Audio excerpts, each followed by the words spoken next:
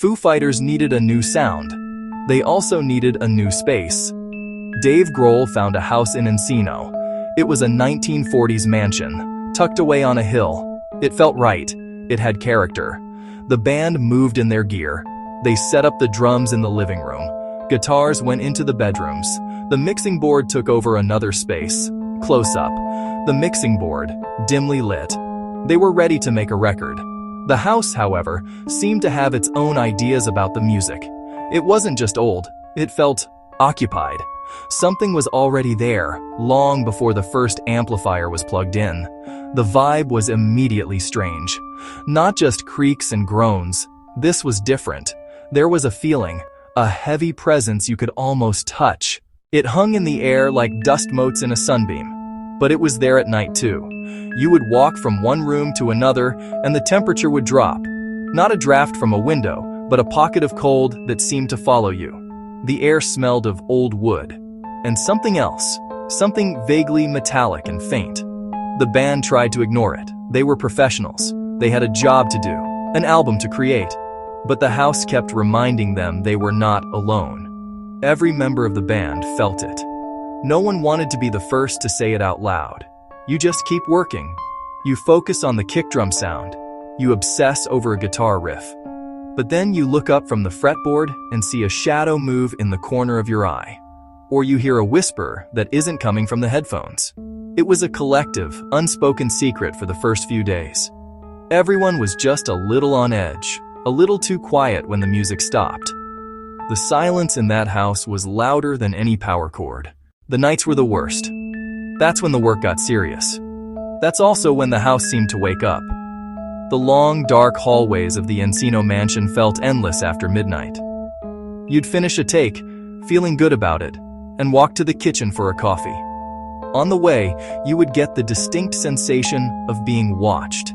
Not just a feeling, but a certainty. You'd turn around, and there would be nothing. Just an empty doorway. Just a darkened room. But the feeling lingered. It was a silent, persistent declaration from the house itself.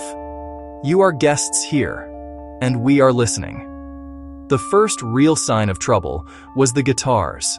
The band would end a session late at night. But when they came back in the morning, things were wrong. The guitars would be wildly out of tune. We're talking about strings loosened so much they were slack, or tightened so much they were about to snap.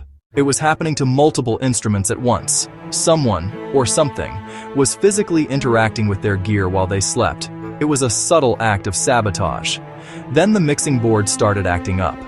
This was harder to explain away. It was a big, complex piece of analog equipment.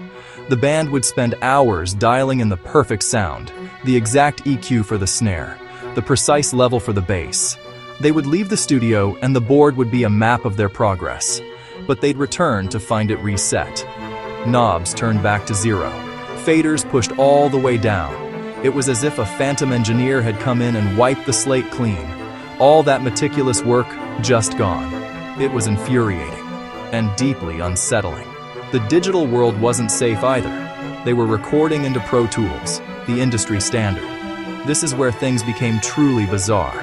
Tracks would simply vanish, and sometimes new tracks would appear. Faint whispers, a distorted musical note that no one had played. Echoes from another time, bleeding into their modern recording software. The ghost wasn't just in the house, it was in the machine, manipulating their art. This was no longer a feeling. This was evidence, a direct, undeniable interference. They stared at the blanked-out board, retuned their guitars again. The frustration was real, and so was a strange curiosity. The activity became so consistent that they needed proof. They needed to see what was happening when they weren't in the room, so they bought baby monitors and set them up, aimed at the instruments, aimed at the mixing board. They wanted to catch the ghost red-handed. The plan was to record whatever sounds the monitors picked up at night. The results were terrifying. The baby monitors didn't capture silence. They captured noise, garbled voices, static. You could hear faint conversations in rooms that were empty. It was enough to convince everyone. This was not a series of coincidences. This was not faulty gear. The house was genuinely haunted. They had the recordings to prove it. The situation with the landlord was delicate. When they leased the property, he made one strange request. He made the band sign a non-disclosure agreement. At the time, they didn't think much of it. Probably privacy from fans. But now it had a sinister context. The landlord knew. He knew the house had a history. He didn't want them talking about what they might encounter inside. He was renting out a haunted house and legally gagging his tenants. The band was contractually obligated to keep the paranormal activity a secret. Trapped by paper, they adapted, fear humming beneath every take. The fear did not go away, but it did transform. Instead of running from the strangeness, the band leaned into it.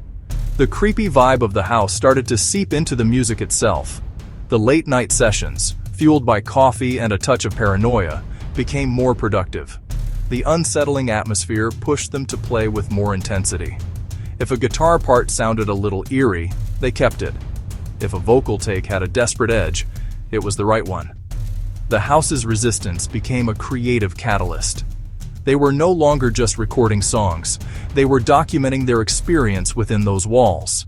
It directly shaped the album that would become Medicine at Midnight.